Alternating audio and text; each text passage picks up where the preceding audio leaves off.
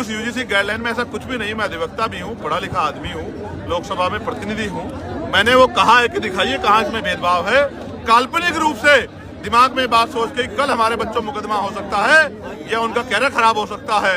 हमारे तो 72 बच्चे हर साल जो है SC ST OBC के संस्थागत हत्या का शिकार होते हैं। और NCRB का डेटा कहता है कि लाखों महिलाओं के साथ रेप हत्या होती है, लोगों को मारा जाता है, जुल्म होते हैं, जाति धर्म के नाम पे अन्याय होते हैं, दुकानें बंद करवाई जाती है, बुलडोजर चलाए जाते हैं, गोलियां लगती है। हम तो इतना अन्याय सह के भी कानून पे भरोसा करते हैं, सरकार की पॉलिसी पे भरोसा करते हैं, लेकिन यहाँ तो एक काल्पनिक बात को दिमाग में रख के आंदोलन करके सुप्रीम कोर्ट ने रोक लगा। चिंतन ये है, कमजोरों में अविश्वास पैदा हो रहा है।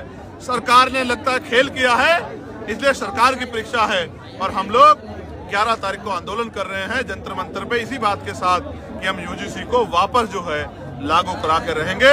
SC ST OBC के बच्चों को मरने नहीं देंगे, संस्थागत हत्या नहीं होने देंगे, अपने अधिकारी कर्मचारी का भेदभाव नहीं होने देंगे। और जो बाकी जो है सेक्टर, उन सब में भी यूजीसी की गाइडलाइन लागू हो, वो भी इसकी परिधि में आए, चाहे वो IIT हो, IIM हो, चाहे वो एम्स हो, चाहे मेडिकल सेक्टर हो, चाहे कृषि के जो विश्वविद्यालय, उन सब जगह भी ये गाइडलाइन ला रही हो, क्योंकि इस देश में जाति सच है और जाति के आधार पर भेदभाव हो रहा है। ये मुजफ्फरनगर से 3 मंडलों के कार्यक्रम शुरू हुए थे। मुजफ्फरनगर के बाद आगरा में हुआ, आज यहाँ है, फिर 8 तारीख को संत कबीर नगर में है, फिर जौनपुर में है। ये कार्यक्रम लगातार चलते रहेंगे। आजाद समाज पार्टी 2027 के लिए कमर कस चुकी है। कमजोर वर्गों में भाईचारा किस तरह बने, कमजोर वर्गों के लोगों को एकजुट कैसे किया जाए, उनकी संख्या के आधार पर उनके अधिकार उनको कैसे मिले।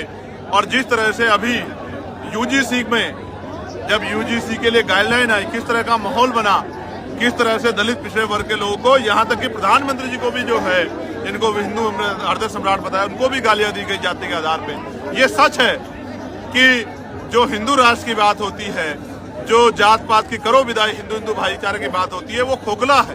उसके पीछे जाति सच है। जब किसी भी जाति के अधिकारों पर अतिक्रमण होगा तो वो हिंदू की परिधि से बाहर निकल के अपने अधिकारों के लिए लड़ेगी, जैसे भी स्वर्ण जाति के लोग लड़े। और जबकि उस यूजीसी गाइडलाइन में ऐसा कुछ भी नहीं। मैं अधिवक्ता भी हूँ, पढ़ा लिखा आदमी हूँ, लोकसभा में प्रतिनिधि हूँ। मैंने वो कहा है कि दिखाइए कहाँ इसमें भेदभाव है। काल्पनिक रूप से दिमाग में बात सोच के कल हमारे बच्चों मुकदमा हो सकता है या उनका कैरियर खराब हो सकता है। हमारे तो 72 बच्चे हर साल जो है SC ST OBC के संस्थागत हत्या का शिकार होते हैं। और NCRB का डेटा कहता है कि लाखों महिलाओं के साथ रेप हत्या होती है, लोगों को मारा जाता है, जुल्म होते हैं, जाति धर्म के नाम पे अन्याय होते हैं, दुकानें बंद करवाई जाती है, बुलडोजर चलाए जाते हैं, गोलियां लगती है। हम तो इतना अन्याय सह के भी कानून पे भरोसा करते हैं, सरकार की पॉलिसी पे भरोसा करते हैं, लेकिन यहाँ तो एक काल्पनिक बात को दिमाग में रख के आंदोलन करके सुप्रीम कोर्ट ने रोक लगा। चिंतन ये है, कमजोरों में अविश्वास पैदा हो रहा है। सरकार ने लगता है खेल किया है, इसलिए सरकार की परीक्षा है। और हम लोग 11 तारीख को आंदोलन कर रहे हैं जंतर मंतर पे, इसी बात के साथ कि हम यूजीसी को वापस जो है लागू करा के रहेंगे। SC ST OBC के बच्चों को मरने नहीं देंगे, संस्थागत हत्या नहीं होने देंगे, अपने अधिकारी कर्मचारी का भेदभाव नहीं होने देंगे। और जो बाकी जो है सेक्टर, उन सब में भी यूजीसी की गाइडलाइन लागू हो, वो भी इसकी परिधि में आए, चाहे वो IIT हो, IIM हो, चाहे वो एम्स हो, चाहे मेडिकल सेक्टर हो, चाहे कृषि के जो विश्वविद्यालय, उन सब जगह भी ये गाइडलाइन ला रही हो, क्योंकि इस देश में जाति सच है और जाति के आधार पर भेदभाव हो रहा है। खत्म हो गया, उनका काम खत्म हो गया। का चुनाव का एमआईएम के साथ मिलकर लड़ेंगे क्या यूपी? नहीं, आजाद समाज पार्टी जन सैलाब को आप देख रहे हो, ये जन सैलाब इस बात की गवाही दे रहा है कि आजाद समाज पार्टी के लोगों ने कमर कसी हुई है। हमने 2024 में 2 ही सीटों पे चुनाव लड़ा था बंधु। एक हम लोग लड़े नरगिना, जो जीत गए 1,51,000 से। दूसरे लड़े थे हम लोग डुमरियागंज, जहां हम लोग तीसरे नंबर पर रहे। अभी तो आप 2027 में और तीसरे पंचायत चुनाव में आजाद समाज पार्टी का प्रयास तो देखो, आपको एहसास होगा। क्योंकि मीडिया के लोग बड़ी बड़ी पार्टियों को संख्या के आधार पर काउंट करते हैं। आजाद समाज पार्टी को पहले भी आप काउंट नहीं करते थे, आज भी आप काउंट ना करो, लेकिन जनता बोल रही है कि आजाद समाज पार्टी बड़ी ताकत उत्तर प्रदेश में बनने जा रही है। इसी के डर से पंचायत चुनाव पीछे हटे लग रहे हैं। भैया, ऐसा अखिलेश यादव पे आपकी कभी कभी बात चलती थी कि गठबंधन होगा, लेकिन आज उनके यहाँ से सांसद हमारे कार्यक्रम पे बात करो ना, कहाँ को आप SIR में। आज के लिए मैं आपको बहुत इंपॉर्टेंट खबर बताता हूँ। मेरी लोकसभा क्षेत्र नगीना के हमारे कार्यकर्ता बड़े सतर्क है। वहाँ एक सुरक्षित विधानसभा पड़ती है, नेटोर से लगभग 30,000 आपत्तियों के फार्म चुपचाप रात को तहसीलदार के दफ्तर में आए। जब तहसीलदार साहब से पूछा गया तो उन्होंने कहा कि कल रात तक जब मैं ऑफिस बंद कर गया तब तक तो नहीं थे, तो फिर कहां से आ गए? सारे नाम एक एक व्यक्ति के नाम से 100 फार्म एक एक बूथ पे आपत्ति के भरे गए हैं। अभी तक उनमें नाम भी नहीं कि आपत्ति किसके खिलाफ है। ऐसा लगता है कि आपत्तियां बाद में जाति धर्म को देखकर भरी जाएंगी। और एक एक आदमी 100 फार्म, जिसको बुलाया गया जिसका नंबर लिखा हुआ था उसने कहा कि मैंने तो कोई फार्म ही नहीं भरा, ये तो मेरे सिग्नेचर नकली है। मैंने डीएम से बात की, मैंने एसडीएम से बात की कि भाई ये अन्याय हम लोग नहीं सहेंगे। ये वोट का अधिकार बाबा साहब अम्बेडकर ने अपने 4 बच्चों को कुर्बानी दिलाया है। अगर ये एसआईआर है, एसआईआर के नाम पे आप 30,000 वोट काटना चाहते हो कि 5 विधानसभा में लगभग 1.5 लाख जितने से हम जीते हैं, तो इस अन्याय को हम लोग अस्वीकार करते हैं। मैं अभी लेटर लिखूंगा, मैं सुबह उसको लिख के आया था, अब मैं उसको मेल करूंगा इलेक्शन कमिश्नर को और उनसे मांग करूंगा कि जो आपत्ति आ रही है उनको सार्वजनिक किया जाए। और जब तक आपत्ति पे जो है उसकी पुष्टि ना हो जाए, किसी भी एक भी वोट को काटा ना जाए, ये वोट बाबा साहब के 4 बच्चों कुर्बानी हुए, हम इसको जाने देंगे। मैं आपको जान के अचरज होगा, कभी ऐसा नहीं होता कि सप्ताह भर पहले, 6 दिन पहले, 5 दिन पहले सभा स्थल बदल दिया जाए। ये पूरा प्रयास ले किया जाता कि आजाद समाज पार्टी की जो संख्या बल इकट्ठा हो रहा है वो कम हो जाए। लेकिन ये नहीं जानते कि बाबा साहब अम्बेडकर, फूले, साहू, पेरियार और तमाम बहुजन महापुरुषों को मानने वाला कमजोर समाज जब जब अंगड़ाई लेता है तो बड़े बड़ों की कुर्सियां हिला देता है। इसने अंगड़ाई ले ली है। आप मैदान 13 किलोमीटर दूर कर दो या 30 किलोमीटर या 1300 किलोमीटर दूर, ये वहीं पहुंच जाएगा जहां जाके इसको अपनी शक्ति दिखानी है। और नौजवानों का जो सैलाब है, आप जानते हो ना कि जब 2014 में बीजेपी कब आई, कैसे आई कि नौजवान खड़ा हो गया था। आज नौजवान आजाद समाज पार्टी के लिए खड़ा है। ये नौजवान आज घर जब निकलेगा, गली बस्तियों में जाएगा, घर घर जाके हमारी पॉलिसी को बताएगा, हमारे पार्टी के संघर्ष को बताएगा, महापुरुषों संघर्ष को बताएगा, तो ये इनकलाब पैदा करेगा और आजाद समाज पार्टी के प्रति जन समर्थन पैदा करेगा, जो वोट के रूप में शक्ति देगा।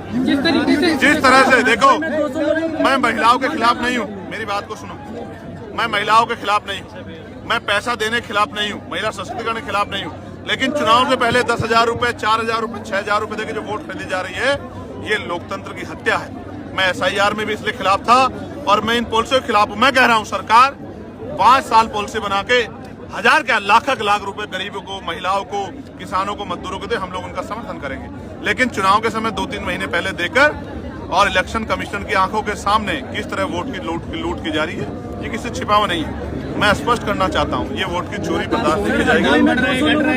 महंगाई में सोने और चांदी के दाम लगातार घट बढ़ रहे हैं। ये पूंजीपतियों का और सरकार का नेक्सस इस वजह से बढ़ रहे हैं और इसी वजह से धड़ाम से गिर भी गए और 8 लाख करोड़ रुपया जो है डूब गया शेयर मार्केट।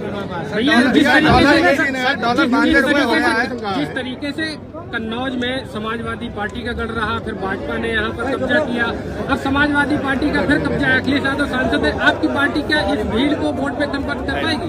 मैंने कहा ना, चुनाव इसका उदाहरण होंगे। आप ही का कैमरा होगा, आप ही का मुंह होगा, आप ही का माइक होगा। पंचायत चुनाव का रिजल्ट आ जाएगा, चुनाव अगर चुनाव से विधानसभा चुनाव से पहले होगा तो आप ही बोल के बता देना कि भीड़ है या मेरा परिवार है जो एक टांग पे खड़ा होके, लोग बुलाए से नहीं जाते, पैसा देने से नहीं जाते, मिठाई देते हैं, लोग गाड़ी देते हैं, शराब देते हैं, नोट देते हैं, तब नहीं जाते। यहाँ इसमें कोहरे में लोग जन सैलाब बन के उतरे हुए, ये प्यार है।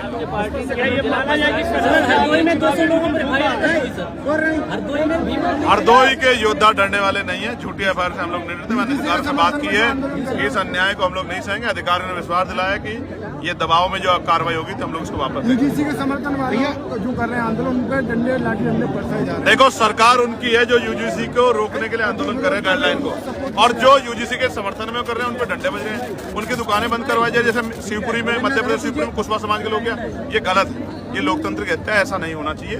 सरकार जानबूझ के कर रही है।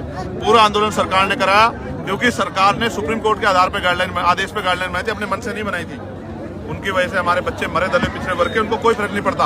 और आंदोलन बिल्कुल मंडल जैसा था, जैसे ही पिछड़े वर्ग के लोगों को अधिकार मिलने के बाद उनके सशक्तिकरण की, उनके संरक्षण की, तभी कमंडल जो है अपना रूप दिखा देता है। ये किसी छिपा नहीं। मैं पिछड़े वर्ग के भाइयों कहना चाहता हूँ, वो आजाद समाज पार्टी के साथ खड़े हो जाएं, इस अन्याय को हम लोग जड़ से खत्म करें। बसपा से गठबंधन होगा सर आने वाले भैया? ममता बनर्जी ने, आप मत देखो आजाद समाज पार्टी की ताकत को, आप बालों से अपनी आंखों को ढक के रखो, आप ना देखने की कोशिश करो, लेकिन जनता आपको दिखा देगी।